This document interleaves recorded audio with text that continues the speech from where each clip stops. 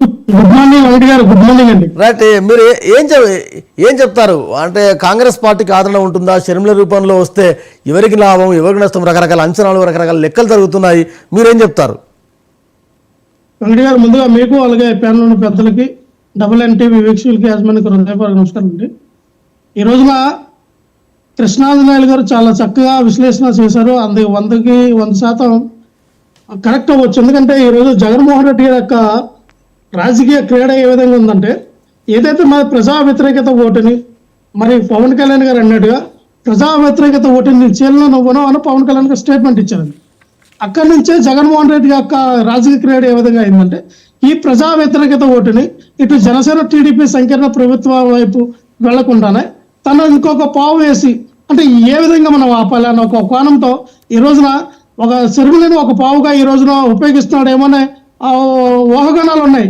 Definite గా అందరూ కూడా ఈ రకంగా ఆలోచిస్తూ ఉన్నారు. ఎందుకంటే ఈ రోజున వైఎస్ఆర్ పార్టీ నుంచి ఎవరైతే అసంతృప్తివాదులు ఉన్నారో అభ్యర్థులు కూడా, అలాగే టీడీపీ జనసేన నుంచి అసంతృప్తితో ఉన్నటువంటి ఎమ్మెల్యే క్యాండిడేట్లు ఎవరైనా కాంగ్రెస్ పార్టీలో జాయిన్ అయితే, తద్వారా కొన్ని నియోజకవర్గాల్లో, బలమైన నియోజకవర్గాల్లో మినిమం 20 నుంచి 30 వేల ఓట్ల వరకు సీల్సే క్రమంలో మరి జగన్మోహన్ రెడ్డి గారికి లబ్ధి పొందుతుందేమో అనే ఒక రాజకీయ ప్లాన్లోనే దీన్ని అమలు చేయడానికి నేనైతే అనుకుంటా ఉన్నా. ఎందుకంటే ఖచ్చితంగా కనబడుతుందంటే పవన్ కళ్యాణ్ గారు ఫస్ట్ నుంచి చెప్పారు, జనసేన టీడీపీ బీజేపీ ఖచ్చితంగా రేపు 2024లో కలిపి కూటమి ఎలక్షన్కి వెళ్తుందనే ఒక స్టేట్మెంట్ ఇచ్చినప్పుడు, ఈ కాంగ్రెస్ పార్టీని ఇప్పుడిప్పుడే ఒకటిన అంటే కనీసం షర్మిల గారు కూడా గెలుస్తారనే ఇక్కడ అనుమానాలు ఉన్నాయి. ఎందుకంటే ఆవిడ కూడా ఎంపీగా పోటీ చేసినా, ఎమ్మెల్యేగా పోటీ చేసినా ఇక్కడ గెలిచే ప్రసక్తి లేని ఈ తరుణం ఆవిడ మనం చూసాం.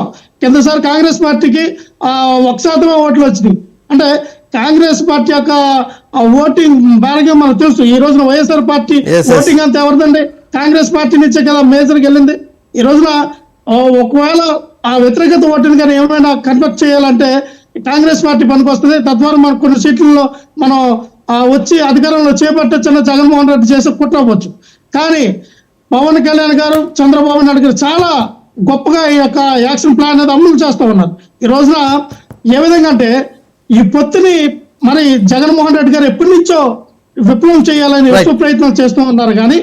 కానీ జనంలోకి చాలా చక్కగా ఏదైతే మరి జనసేన పార్టీ యొక్క 6 సంక్షేమ పథకాలు, టీడీపీ సూపర్ 6 సంక్షేమ పథకాలు ఒక ఉమ్మడి మేనిఫెస్టోని ప్రజలకు తీసుకెళ్లడం జరుగుతుంది.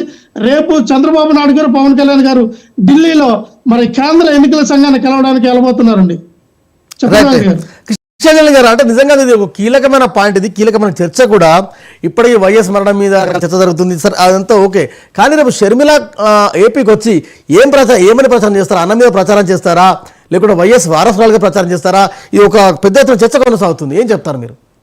ఇప్పుడు కాంగ్రెస్ పార్టీ